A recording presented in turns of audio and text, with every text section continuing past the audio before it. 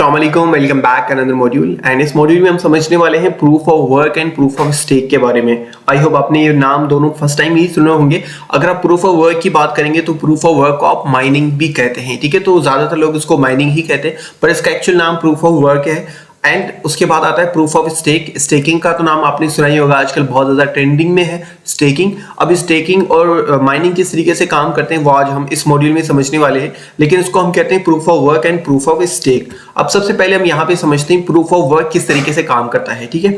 जैसे ही Satoshi Nakamoto ने bitcoins बनाए थे, तो बिटकॉइन को ट्रांजेक्शन्स को वेरीफाई करने के लिए बीच में, क्योंकि सिस्टम डिसेंट्रलाइज है और उसको ब्लॉकचेन पे बनाया, तो ब्लॉक्स क्रिएट करने के लिए, पूरा सिस्टम बनाने के लिए, ट्रांजेक्शन्स को वेरीफाई करने के लिए, ताकि उसको कोई भी हैक या स्कैम ना कर सके, उसके अंदर कोई छेड़छाड़ ना कर सके, तो इसलिए उन्होंने ब्लॉकचेन सिस्टम बनाया। ब्लॉकचेन किस तरीके से काम करता है, और उसके साथ उन्होंने स्मार्ट कॉन्ट्रैक्ट का सिस्टम क्रिएट किया था कि यहाँ पे सारा जो सिस्टम है वो एक साथ जुट जाए और वो जो चीजें हैं वो ऑटोमेटिकली क्रिएट हो, ऑटोमेटिकली सिस्टम वर्क करे, ताकि बीच में किसी का कंट्रोल भी ना रहे। सतोशी नाकामोटो का खुद का भी उस चीज पे कंट्रोल ना रहे, ताकि लोगों का ट्रस्ट बने कि इसको कोई कंट्रोल नहीं कर रहा। और उसका मेन मोटिव यही था दैट जो बैंक्स कंट्रोल करती हैं वो यहाँ पे कंट्रोल ना रहे, लोग खुद से अपनी चीजें कर सकें।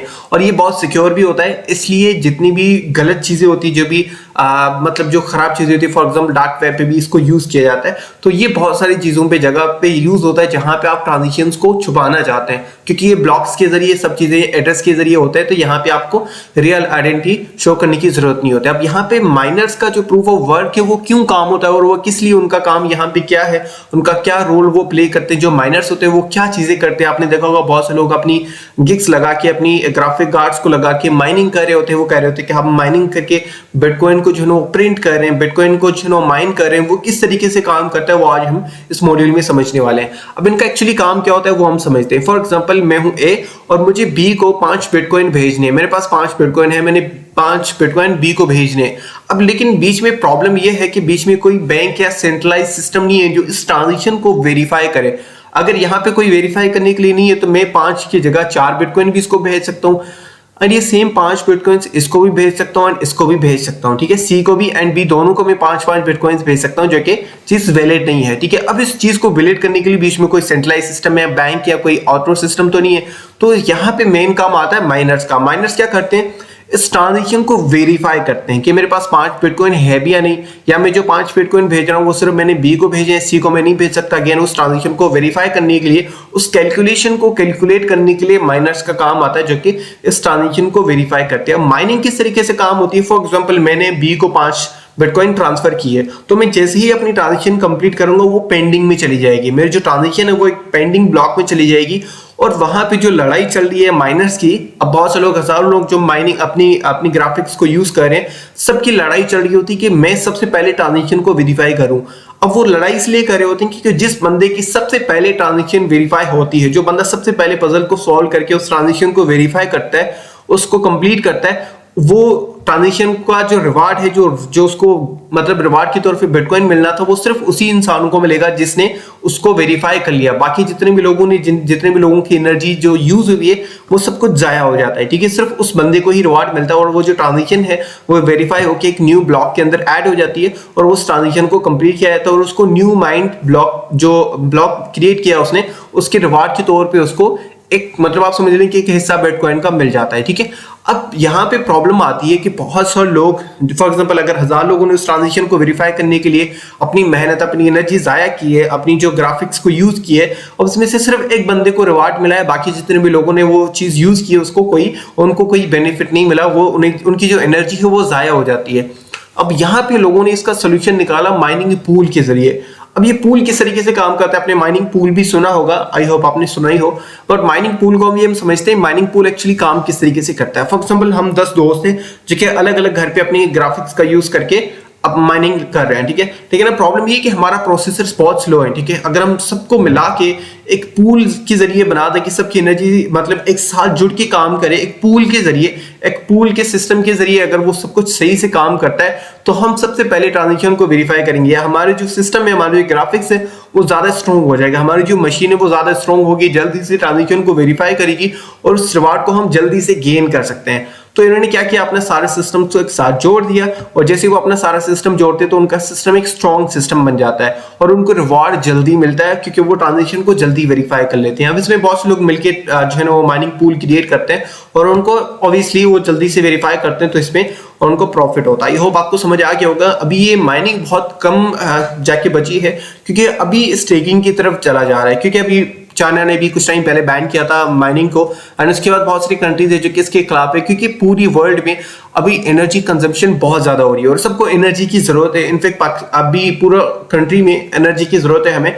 अब एनर्जी को पूरा करने के लिए ऑलरेडी बहुत सारी चीजें ट्राई करें, बट ऑलरेडी इतनी ज्यादा मुश्किलात हो रही है और उसके बाद फिर से बिटकॉइन को माइनिंग के लिए लोग एनर्जी को यूज करें, तो इसलिए गवर्नमेंट्स को इसको बंद करने के लिए मतलब वो अपनी कोशिश करें कि ये माइनिंग के लिए हमारी एनर्जी जाया ना हो। तो अब इन्होंने क्या किया, जो हमारी जो क्रिप्टो हमारी जो कम्युनिटी है उन्होंने स्टेकिंग की तरफ आ गया। उन्होंने समझा कि यार proof of stake is good, क्योंकि यहाँ पे एनर्जी बहुत कम लो होती है, एक ही जगह पे एनर्जी जाया हो रही थी। लेकिन अब यहाँ पे पता क्या होता है, इस ट्रांजेक्शन को वेरीफाई करने के लिए 1000 लोगों को स्टेकिंग माइनिंग करने की जरूरत नहीं है। वो सब एक ही जगह पे अपना फंड यूज करते हैं और एक ही जगह पे एनर्जी यूज करके उस ट्रांजेक्शन को वेरीफाई किया जाता है और उनको अपने हिसाब से सबको रिवॉर्ड मिल जाता है। रिवॉर्ड किस तरीके से मिलता है, माइनिंग पूल के हिसाब से, स्टेकिंग पूल के हिसाब से। स्टेकिंग पूल किस तरीके से काम करता है, फॉर एग्जाम्पल मेरे पास 50 डॉट है, ठीक है, यहाँ 52 डॉट्स हैं।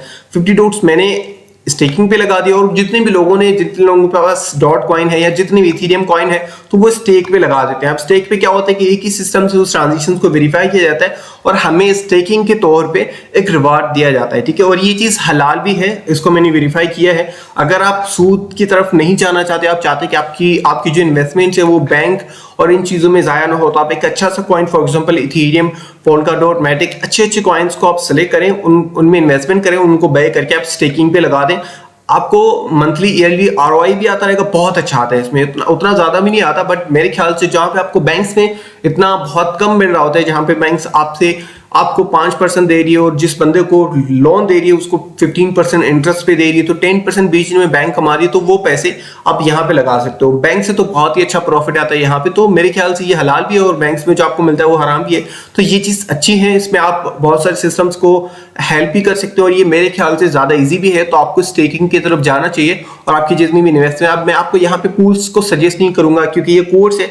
अब पूल्स में प्रॉब्लम्स भी आती है, पूल्स में स्कैम भी होता है, तो जिस टाइम जो पूल सही चल रहा होता है, जो मेरे ख्याल से सिक्योर होता है उस टाइम, तो वो वही हम यूज करते हैं, ठीक है। अभी जितने भी मैं पूल्स यूज कर रहा हूँ उसका नाम मैं यहाँ पे आपको सजेस्ट नहीं कर सकता। जब आप पूल में आना चाहते हैं, स्टेकिंग करना चाहते हैं अपनी कॉइन्स की और इससे मतलब डॉलर ज्यादा कमाना चाहते हैं, आप उस कॉइन को ज्यादा कमाना चाहते हैं, तो फिर आप मेरे साथ कांटेक्ट कर लीजिएगा। मैं आपको गाइड कर दूंगा कि आपको कौन से स्टेकिंग सिस्टम में ज्वाइन करना चाहिए। एंड इसके बाद आईडीओ में भी आपको इन्वेस्टमेंट करनी चाहिए, वो आगे चल के हम डिस्कस करेंगे। जो आईपीओस होते हैं यहाँ पे फिजिकल कंपनीज के, उसके अलावा आईडीओस भी होते हैं, वो नेक्स्ट मॉड्यूल में हम डिस्कस करेंगे।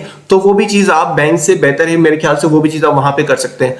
ओके, अब यहाँ पे बात आती है proof of work and proof of stake में से सबसे ज्यादा बेस्ट कौन से, आपको माइनिंग करनी चाहिए कंप्यूटर लेके या आपको स्टेकिंग करनी चाहिए ऑनलाइन। प्रूफ ऑफ स्टेक मैं कर रहा हूं अभी, लेकिन आपकी अपनी चॉइस है। पहले मैं प्रूफ ऑफ वर्क पे काम करता था, मतलब माइनिंग करते थे हम, बट अभी माइनिंग नहीं करें, हम प्रूफ ऑफ स्टेक की तरफ चले गए। प्रूफ ऑफ वर्क में क्या होता है, सबसे पहले तो आपको एनर्जी जाया होती है ज्यादा, ठीक है, हाई एनर्जी लगती है क्योंकि बहुत सारे कंप्यूटर्स, बहुत सारे गिग्स, बहुत सारे ग्राफिक कार्ड्स चल रहे होते हैं उस ट्रांजेक्शंस को वेरीफाई करने के लिए, तो यहाँ पे एनर्जी थोड़ी ज्यादा जाया होती है। एक नेगेटिव पॉइंट है प्रूफ ऑफ वर्क के लिए, लेकिन यहाँ पे एनर्जी जाया नहीं होती बहुत ज्यादा क्योंकि एक ही सिस्टम से सारा कुछ वर्क हो रहा है। यहाँ पे इस अकॉर्डिंग एनर्जी बहुत ज्यादा, अगर यहाँ पे 1000 वाट की एनर्जी यूज हो रही है तो यहाँ पे 1 वाट में काम चल जाता है, ठीक है। अगर हम यहाँ पे इन्वेस्टमेंट देखें तो यहाँ पे इन्वेस्टमेंट बहुत ज्यादा है। अगर आप माइनिंग करना चाहते हैं तो आपके लिए आपके पास इक्विपमेंट्स एंड इन्वेस्टमेंट बहुत बड़ी चाहिए। आपके पास अच्छे ग्राफिक कार्ड्स होनी चाहिए, अच्छा पीसी होना चाहिए, बहुत सारी चीजें आपको यहाँ पे चाहिए होती हैं, ठीक है। फॉर एग्जांपल अगर आप स्टेकिंग करना चाहते हैं तो आपके पास जितनी भी इन्वेस्टमेंट है, आप बहुत सारे ऐसे पूल्स हैं जिनमें आप थोड़ी सी इन्वेस्टमेंट से भी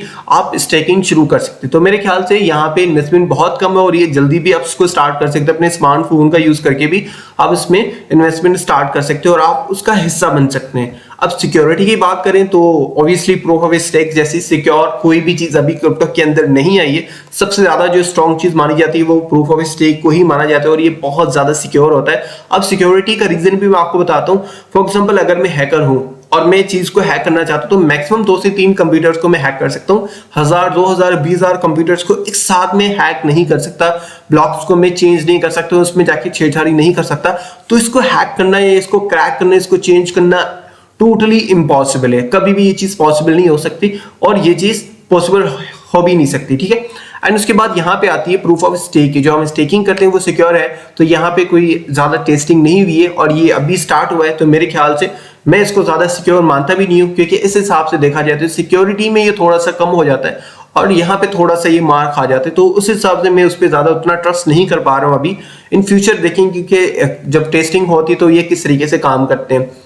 एंड सबसे ज्यादा इंपॉर्टेंट चीज, प्रूफ ऑफ स्टेक जो माइनिंग है उसमें ट्रांजिशन थोड़ी सी स्लो होती है, उतनी ज्यादा भी स्लो नहीं होती, लेकिन स्टेकिंग के अकॉर्डिंग ट्रांजिशन स्लो होती है। स्टेकिंग पे पता है क्या होता है, ट्रांजिशन फटाफट हो जाती है, विद इन सेकंड्स ट्रांजिशन हो जाती है। लेकिन जो हमारी माइनिंग है उसमें थोड़ा सा टाइम लगता है, बट मेरे ख्याल से ये भी ठीक है, उसमें उतना टाइम का इश्यू नहीं होता। अगर आपको 1 मिनट 2 मिनट वेट करना पड़े तो भी कोई इश्यू नहीं है। थैंक यू सो मच, मिलते हैं नेक्स्ट मॉड्यूल में। आई होप आपको मैं सही से समझा पाया हूँ। बाकी के स्टेकिंग में कुछ ज्यादा खास नहीं होता, आप सिर्फ अपने कॉइन्स देते हैं, स्टेक करते हैं और उसके बजाय जो वो ट्रांजेक्शंस को वेरीफाई करते हैं वहां पे आपको रिवार्ड मिल रहा होता है। बाकी माइनिंग का कॉन्सेप्ट ऑलमोस्ट खत्म हो जाएगा कुछ ही टाइम में, बट सिर्फ बिटकॉइन और जो टॉप करेंसीज होंगी मेरे ख्याल से बिटकॉइन पे ही ज्यादा ये काम करेगा, बाकी कॉइन्स में मेरे ख्याल से उतना ज्यादा काम नहीं करेगा। बाकी ये कि आप बिटकॉइन की अगर माइनिंग करना चाहते हैं तो उसके लिए आपको इन्वेस्टमेंट बहुत सोच समझ के करनी पड़ेगी। जो ग्राफिक्स आप यूज करेंगे बहुत सोच समझ के लेनी पड़ेंगी, या जिनसे आप ले रहे हैं उसमें बहुत ज्यादा स्कैम्स भी होते हैं। बहुत से लोग आपको ऑनलाइन कहते हैं कि ये चीज है, ये इतने का मैं आपको दे रहा हूँ, डिस्काउंट में दे रहा हूँ। यूट्यूबर्स भी आपके साथ यही करते हैं, वो आपको कहते हैं ये आप यहाँ से ले सकते हैं। बहुत सारी वेबसाइट्स आपको सजेस्ट करते हैं, वो सिर्फ उनको $50-100 से देते हैं, वो आपको सजेस्ट कर देते हैं कि आप ले लो, मैंने यहाँ से लिया और ये ठीक है, सेफ है, लेकिन वहां पे इन्वेस्टमेंट लेके वो भाग जाते हैं। ऐसे बहुत सारे टीम मेंबर्स के साथ मेरे साथ एंड हो चुका है। ये स्टार्टिंग में तो मेरे साथ भी 3-4 बार हो चुका है ये चीज। तो आपने उन लोगों के चक्कर में नहीं आना, ना ही स्टेकिंग आपने किसी ऐसी वेबसाइट पे करनी जो कि वेरीफाइड नहीं है, इससे आपको बहुत ज्यादा लॉस हो सकता है। थैंक यू सो मच, मिलते हैं नेक्स्ट मॉड्यूल में।